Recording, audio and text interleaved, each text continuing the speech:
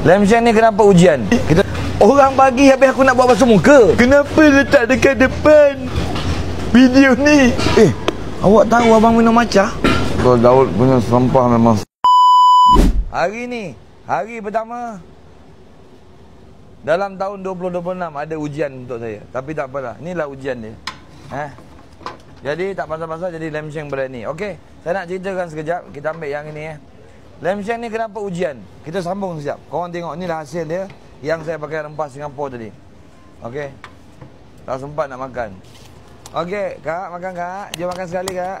Okey, ini adalah nasi berani saya. Siapa yang dah makan tadi? Kalau yang dah makan tadi, apa yang kau rasa? Ini adalah Lem Sheng berani. Okey. Baik babe. Yang ini rempah Singapura, Daud Singapura punya. Bismillah. Allahu Akbar.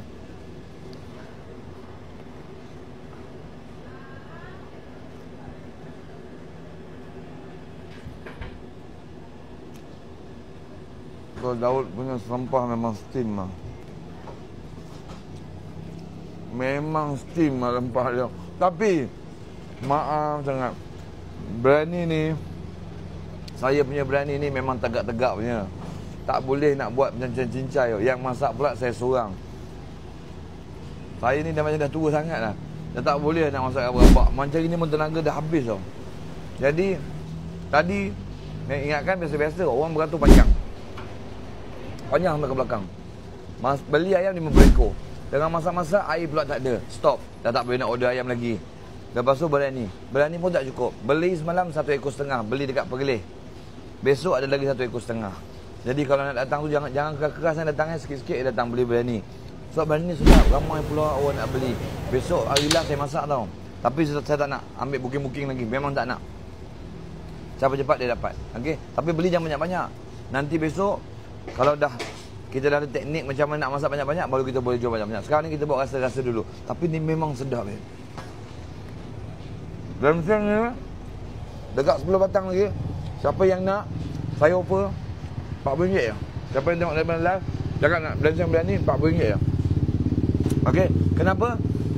Hari ni ujian sampai. Nampak ni dekat belakang. Kesilapan seorang pekerja tadi. Dengan saya sekali-sekali, dengan semua sekali dah kena marah. Sebab apa? Lem Sheng semalam kan pukul 12 malam. Kita half cook. Bila kita half cook, letaklah dalam periuk. Letak dalam periuk. Benda panas lagi lah. Pagi tadi, lepas solat subuh, 6.40, satu pekerja ni datang terus buka api. Dah terlambat. Yelah, salah. Yelah, kita buat lagi. Yelah. Saya pun tak tengok. Jadi air tak ada. Jadi hangus. Dalam 15 batang tak dapat diselamatkan. Boleh makan lah. Tapi tak adalah rasa macam mengarut. Nampak dekat sini ada hitam-hitam sikit kan. Dia macam bawah dia hangus sikit lah. Tapi rasa okey je.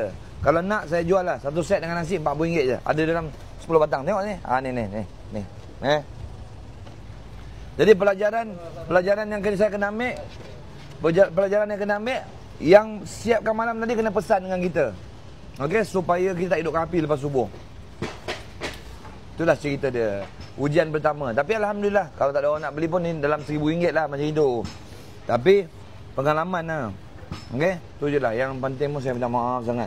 Mana yang tak dapat nasi berani saya memang marah. Saya dah rabak ni, tapi nasi saya sedap. Alhamdulillah, Masya Allah, Tabarakallah, memang sedap. Baiknya awet dekat Maha ni. Awet dekat Maha ni. Starbucks Maha tu cantik, kau tahu tak? Dia boleh bagi dekat saya. Aduh, awet ni saya bagi dia Lem Sheng satu. Dia hantar gambar senyum pula. Tak apa. Abang post lah Tak apalah. Jangan bos nak senyum, nak hantam. Abang terima. Abang review kejap yang air yang awak buat ni. Awak tahu abang minum matcha?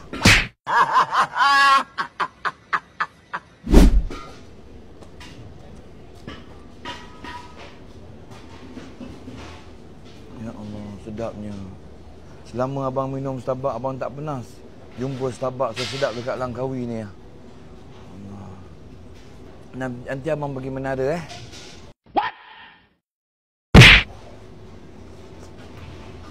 Sedap tu air Starbucks. Kejap lagi kau mesti nak komen. Kenapa letak dekat depan video ni? Orang bagi habis aku nak buat basuh muka.